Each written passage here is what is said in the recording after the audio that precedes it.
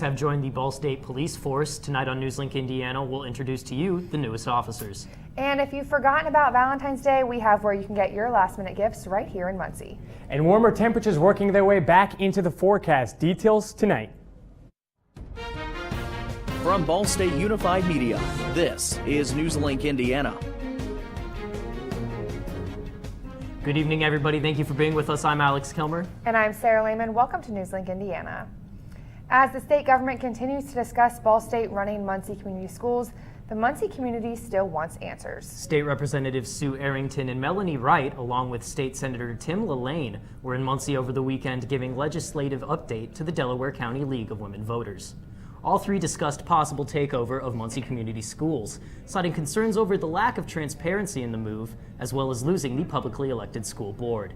They were also kept out of the loop when this move was in the planning stages, which still has Yorktown Representative Melanie Wright confused. I don't know. I asked the question on the floor for third reading. I just said that our voices were not utilized in any way, and it was not even addressed in closing arguments. So I don't know. That bill is scheduled to be discussed in a Senate Appropriations Committee meeting on Thursday morning, but meanwhile, the Muncie School Board met public for the first time tonight since that bill left the House of Representatives. NewsLink Indiana's Tony Sandlaben is live at the Muncie Area Career Center tonight, where that school board meeting just wrapped up. Tony? Well, this chair used to be where Muncie School's former chief financial officer, Bob Connington, would sit for these board meetings. Tonight, that chair was empty because this was the first meeting he did not attend after his resignation. Emergency Manager Steve Edwards announced an interim plan to replace him, a man by the name of Paul Flederer. He's been a school business mind that's been involved in the emergency management team for a while now. Meanwhile, Jason Dinetti's seat was not empty tonight. He raised some concerns about House Bill 1315 and over the weekend tweeted this. Check this out. He wants to see another Better Together forum from Ball State President Jeff Mearns. And the mayor tweeted back at him saying he's all about it. When asked, Ball State spokeswoman Kathy Wolf, she said she didn't know really what Jason Dinetti wanted from that forum. And after tonight's meeting, Jason Dinetti answered that question. I basically said I would like to propose a public forum, the last Better Together, or maybe more, who knows, where the public would have the opportunity to ask questions about the details of the legislation that's being crafted. There's a lot of interest in trying to get Board of Trustees members there because they will definitely play a powerful role in this new chapter and improve the transparency. Dinetti went on to say that he's planning to have a meeting with Ball State President Jeff Mearns and Muncie Mayor Dennis Tyler to try to come up with a time to have that kind of forum. He said he hopes that it will happen before House Bill 1315 becomes law. Live in Muncie, Tony Sandlaben, NewsLink Indiana. NewsLink Indiana will keep you updated on that possible Appropriations Committee vote if it happens Thursday. Well, you'll see a few new officers patrolling campus soon as two join the force today. At a ceremony in the Student Center, officers Andrew Wagner and Seth Myers were sworn in. Wagner graduated from Ball State with a degree in criminal justice in 2016 and previously worked as a probation officer in Marion County. And Myers started at his police career in 2010 and graduated from the academy in 2015. A swimmer in Delaware County made history this weekend at the state swimming finals. NewsLink Indiana's Michelle Kaufman has the story. Practice continues as usual for the Yorktown swim team, but over the weekend, one swimmer broke a state and national record. Emily Weiss is only 16 years old, but has now made her mark in the record books across the country. On Saturday, when it got to race time, I just put my head down and really focused on everything that I've been putting in and focused on my technique. Ended up winning, getting the national record. The record for the 100-meter breaststroke by 0.16 seconds, but didn't know she had won until she came up from the water. And that was fantastic. I mean, I've been eyeballing that for over a year now. It was a really exciting feeling. This is my first not-in-Paris swimmer to actually go through and do this. Steve Santino has been Weiss's coach for 6 years and was there on Saturday. It's quite amazing. And at that point, I didn't know what to do. It was just like, okay. So I just kind of sat there for a minute, and then one of my club coaches goes, "Go over there." So you go over there and at that point, you know, the rest of the team's getting hugs and stuff, and it was pretty neat, and I wanted them to have that opportunity. So I kind of laid back, gave her a tap on the head, and then I had to go find a place to sit down and just let it all sink in. While Yorktown's swim season may be over, Weissville still Swim Club and has their eyes set on breaking another record next year. In Yorktown, Michelle Kaufman, NewsLink, Indiana.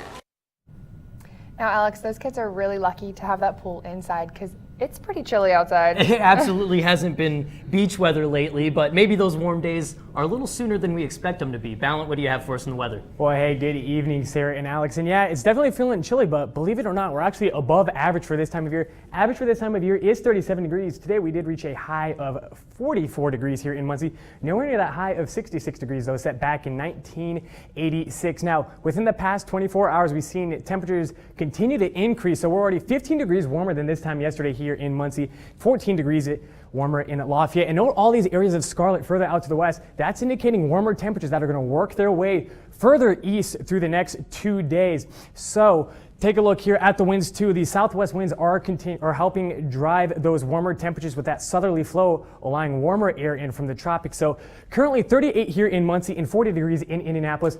Then stick around for my full forecast. I'm going to be breaking down our next chances for rain, the Valentine's Day forecast for tomorrow, and spring-like temperatures continuing throughout the week. It's been 1 year since Carroll County teens Liberty German and Abby Williams were murdered on a Delphi walking trail and were found the very next day. And now investigators are hoping the crime's anniversary spurs a wave of tips from the public that can lead them to the killer. In a news conference just after 4 this afternoon, Indiana State Police Superintendent Doug Carter said the case will not go cold. In the last year, investigators have received more than 30,000 tips and have interviewed thousands of suspects. And late last year, state police released this sketch of a man they believe to be the suspect. Carter said today that there is a person out there who has information that can solve this case. If you have any information on the case, tips can be reported by emailing abbyandlibbystip at cacoshrf.com. Republican leader of the Indiana Senate, David Long, will be stepping down from the legislature in November. Long has been the Senate leader since 2006 and said it's time for him to step away from the elected office. He won the re-election in 2016 after defeating a Republican challenger who opposed his attempt to extend anti-discrimination protections to LGBTQ citizens. GOP members will pick a new leader next fall. And the topic on Capitol Hill today, worldwide threats. As Omar Jimenez explains, today's open hearing discussed everything from North Korea to China, but a big chunk focused on Russia. In a Senate Intelligence Committee hearing entitled Worldwide Threats, this panel is exactly what you'd expect to see. The heads of the top 6 U.S. intelligence agencies, including the CIA, NSA, and FBI, all warning that technology is the top national security threat.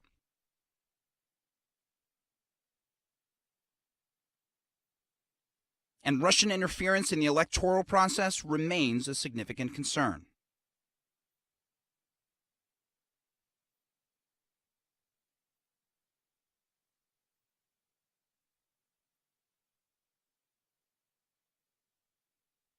The committee's top Democrats saying the U.S. is ill-prepared to handle the Russian threat going forward.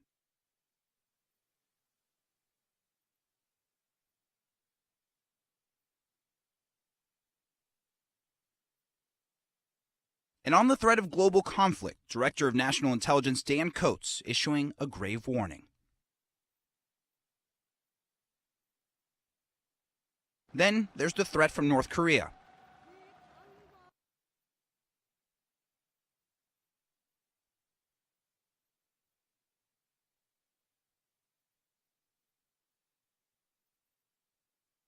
Pompeo added he would provide more detail concerning the response to the escalating North Korean threat in a closed hearing this afternoon.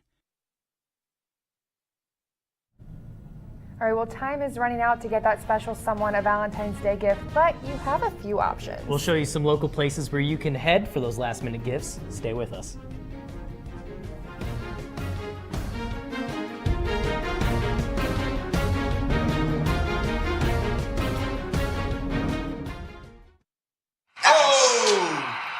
Checking your fantasy league? Nah, just my 401k statement. Nice. Where'd you find the money for that? I've just been saving a little every month. I can't seem to save anything. Well, what about all this? What about the money you're spending? What money? It's gone before I can get my hands on it. I got a pizza for a Todd. Hey, can somebody spot me? When it comes to financial stability, don't get left behind. It's 547. Get tools and tips for saving at feedthepig.org.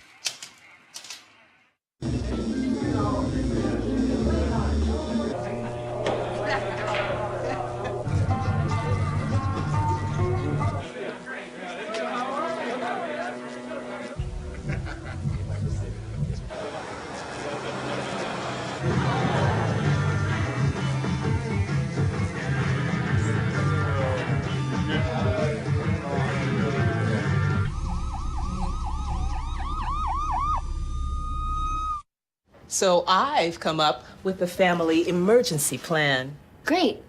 What is it? It's difficult to talk about, so I'm not telling you. How will we know what to do? You won't. I'm so glad I won't have to remember anything. And me too. Thanks for this, sweetie. Talk to your kids about who to call, where to meet, what to pack. Visit ready.gov/kids for tips and information. So, I just moved in with this family, and it's embarrassing. The little one, he likes to go outside and crawl around in the giant litter box. I don't know what he's doing. I mean, I was born and I knew how to use the litter box. Look at that! That's disgusting! Oh, poop already! You're making me nervous. Oh, okay, I can't look at this anymore. I really hope he grows out of this, for his sake.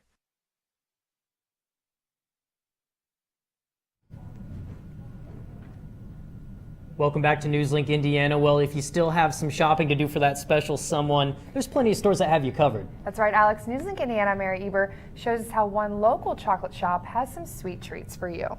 The day before Valentine's Day. It's no surprise the single busiest day for Lowry's Homemade Candies falls on February 13th. Owner Vicki Brown describes the scene. It's like controlled mass chaos. Preparation for the big day starts early. We start back the first of the year, and we have to make about 8,000 pounds and have it ready for custom packing by Valentine's Day. But making 8,000 pounds of candy is a different story when all the candies are hand-dipped. It's a practice that is not very common today, but at Lowry's Candies, it's a tradition that has stayed the same since 1941.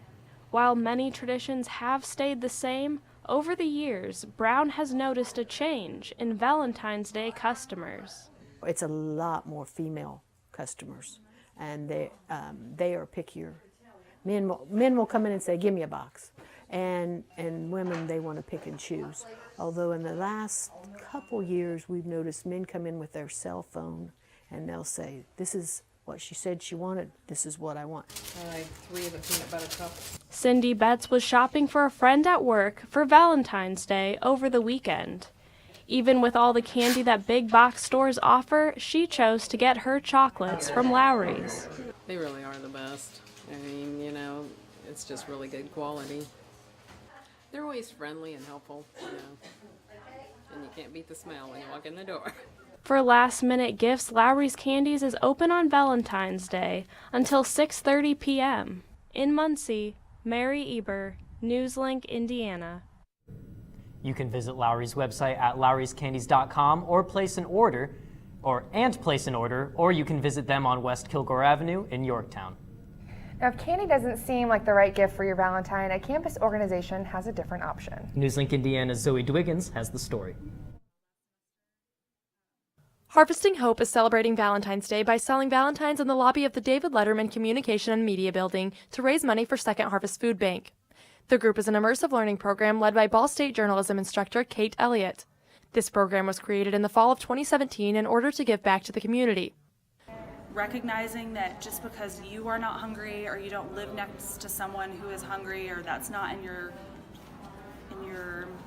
everyday life, it still affects our community, and so this is a way for us to do our part. Not only is the group raising money for the food bank that serves thousands across East Central Indiana, but they are also raising awareness by sharing stories, food, and how these topics connect and inspire us. it's one thing to say that food connects us all and story connects us all. It's another thing to really dig in and read and hear from read some of these stories, hear some of these people's lives. In addition to selling Valentine's on campus, there is also an option to donate on their Facebook page to help them reach their $1,000 goal. In Muncie, Zoe DeWiggins, NewsLink, Indiana. You can visit Harvesting Hope Muncie WordPress.com for more information. Well, Alex. Warmer temperatures returning in the next 24 hours. Top details coming up. Can you help me with this? My new dad teaches me all kinds of stuff. Sure. He helps me with homework. That would be 3.6795. Thanks. Yep.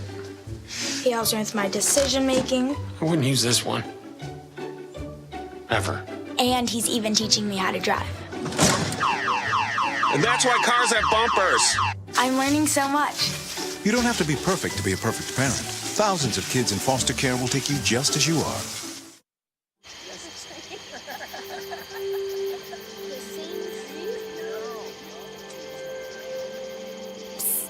They're coming. Places, everybody. Light check. 1, 2, 1, 2. Everything looks good on our end. And lights. Come alive with the forest. Visit discovertheforest.org to find a forest near you.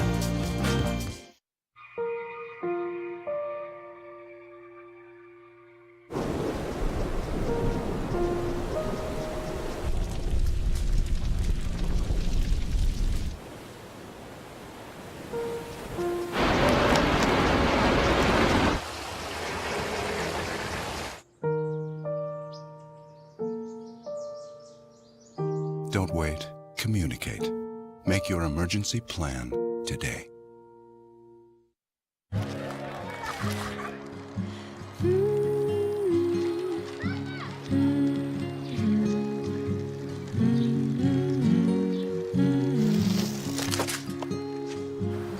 Of all the things you've done with your bike, donating it to Goodwill may be the most incredible of all. Your donations help fund job placement and training for people in your community, which means your stuff can be more powerful than you think. Goodwill. Donate stuff, create jobs. All right, Alex. Now, I remember last year, Valentine's Day, it was snowing. Yeah, I certainly hope it's, just love in the air this year for Valentine's Day. No snow or anything of that nature. Well, we're going to see above average temperatures. However, we may see some rain into the forecast, but to wrap up today, we're actually above average for this time of year. You can see there, 37 is our average for this time of year. Today we reached a high of 34 degrees, nowhere near that record of 66 degrees set back in 1986. Now, currently as we head on out, 38 degrees here, south winds at 7 miles per hour, and that's what's making it feel a little bit colder at 33 degrees. Now for the overnight hours, we're going to see temperatures drop down to an overnight low of 36 degrees. Those winds are still going to stick around, ranging at about 10 miles per hour. Then we'll see some fog working its way in, including some cloud coverage. So we'll pick this up here at 10 o'clock. You can see mostly cloudy to overcast skies will be present here in Muncie. Clearing conditions, however, all that cloud cover will work its way through, including some showers. So those showers are going to come into play tomorrow, and that fog is going to call for a tricky morning commute. So you can see here by 9 a.m. just right around half a mile of visibility here in Muncie. So if you have to make a commute along the I-70 or I-69 corridors, take that into consideration as you head on out. Give yourself extra time. So for the morning commute, we're going to go ahead and give that a yellow light due to that dense fog. However, temperatures will be relatively comfortable, 39 degrees, so already above average by 9 a.m. as you head on out to work. Now, tomorrow, of course, is Valentine's Day, so temperatures are looking pretty favorable for that. 48 degrees for the high tomorrow. However, scattered showers could play spoiler for your dinner plans. Let's go ahead and break that down. By 11 a.m., you can see some isolated showers further off to the southern regions of Indiana. We'll see clear or overcast skies, here in Muncie. However, by 4 p.m., you can see the showers work their way on to areas within our viewing area. So if you have an early dinner, you might want to take that umbrella at hand to keep your significant other dry as you go on out to dinner. Overcast skies will ensue for the remainder of the overnight hours to 1 a.m. by Thursday. Now, for the next 5 days, temperatures are going to continue to work their way up. We're going to break the 60-degree mark by Thursday. And again, Note that the average is 37 degrees for this time, so nearly 30 degrees above average, give or take. However, with those increasing temperatures, we're going to see an increase in the rain chances. 80% chance for rain showers by Thursday. Those will stick around through Thursday with a 30% chance of rain. So let's go ahead and break down those rain chances here. You can see by 8 a.m. on Thursday, some isolated showers throughout the region. Those will continue to amplify as the afternoon progresses here. By 2 p.m., take a look at this. Notice these areas of yellows, reds, and oranges. That's going to indicate some heavier rain. So we may even hear a rumble of thunder or two. So it's interesting talking about thunderstorms working their way back for February, but you know, it is quite possible. Those will stick around all throughout the afternoon hours, and then a second little line works its way through by midnight here. However, we'll see overcast skies follow that. So clearing conditions start to set on in for Saturday, high of 41, and again, high of 60 degrees for Thursday. Then our next chance for rain returns starting Sunday with a little system that's going to stick around through Monday into Tuesday. However, temperatures are going to be well back above average. So 57 degrees for the high on Monday and 54 for the high on Tuesday. And do you have a special balance time this time of year? Well, actually, my girlfriend's across the ocean right now in Korea. And it's interesting to note in Hungarian that I'm born in Hungary, but my name actually does mean Valentine. There you go. Well, plenty of love in the forecast. Thank you, Ballant. Andrew, what do we have next in sports? Well, coming up, we're going to take a look at the Olympics and highlight a U.S. figure skater whose impact stretches just beyond his sport. Also, we've got BSU basketball. The Cardinals travel to Akron tonight, so stay tuned for the highlights. Here's to the things that can keep us safe. Those we use all the time with hardly a thought. Those that are silently standing by to save our lives. And now, those that we carry with us everywhere we go. Many mobile devices will now bring you wireless emergency alerts, real-time information directly from local sources you know and trust. With the unique sound and vibration, you'll be in the know, wherever you are.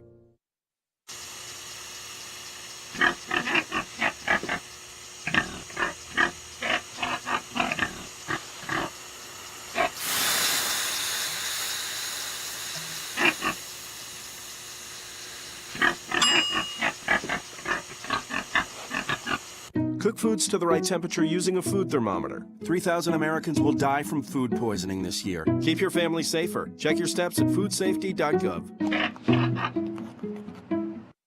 So, I got this new family, and I don't know what it is about this one, but she can't seem to put down that toy all day long. Tap, tap, tap, tap. Oh, and she even talks to it. She talks to that more than she talks to him. What's up, bro? Nice shirt. Who's she talking to? Her mom? She talks to her mom a lot. You wanted to be a teacher when you were little, but things changed.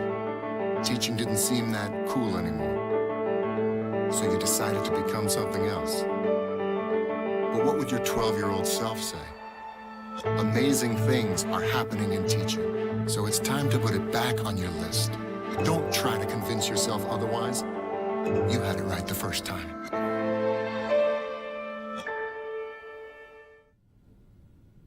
Welcome back to NewsLink Indiana. I'm Andrew Sanders with sports. U.S. Olympic figure skater Adam Rippon is making a statement at these Winter Olympics, both on and off the ice. Rippon, the first openly gay man to qualify for the Winter Olympics, was an important piece of the puzzle that helped Team USA win the bronze medal in the team figure skating competition. He's also using his platform to send a message. I think that me using my voice has given my skating a greater purpose than just something that I enjoy to do. It's given me a voice to reach to young kids. I've gotten so many messages, and I could even get emotional thinking about it, but like, I've gotten so many messages from young kids like all over the country that my story has resonated with them. Rippon will be back on the ice on Saturday for the free skating competition. In Ball State news, the Ball State men's basketball team traveled to Akron tonight to play the Zips. BSU looking for their third straight win. The Cardinals beat Akron here in Muncie earlier this season in a 111-106 shootout that went to double overtime. Since then, the Cardinals have won 3 of their 4 games, while the Zips have done just the opposite. And the Cardinals would kick off the scoring with a 7-0 run to start the game. Here we see Sean Sellers stepping into an easy mid-range J.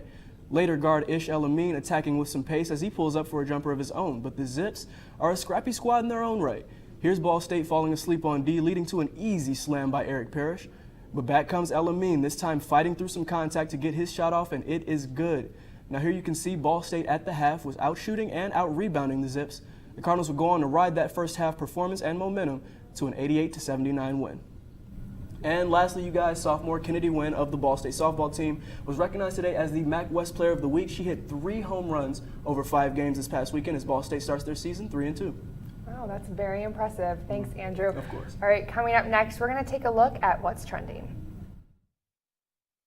Hey, did you know 2.4 million loving cats and dogs in shelters and rescues need our help to find a home? Let's go to theshelterpetproject.org and meet a few who are in a shelter near you. Harlow, oh, she's one great listener who loves to hear all your stories. My kind of cat. Cerulo is a sweet, goofy boy who's eager to please.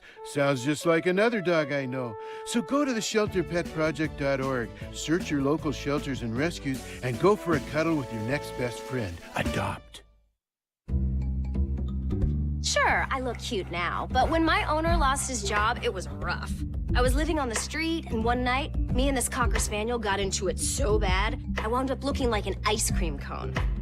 I cried a little bit, but thankfully I got rescued, so I'm running, I'm jumping, all back to my old self, and I'm ready to give unconditional love, even if you put a lampshade on my head.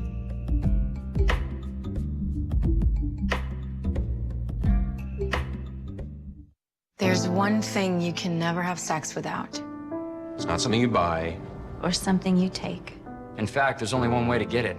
It has to be given to you, freely. It's consent. Because sex without it isn't sex. It's rape. Consent. If you don't get it, you don't get it. It's on us to stop sexual assault. Learn how and take the pledge at itsonus.org.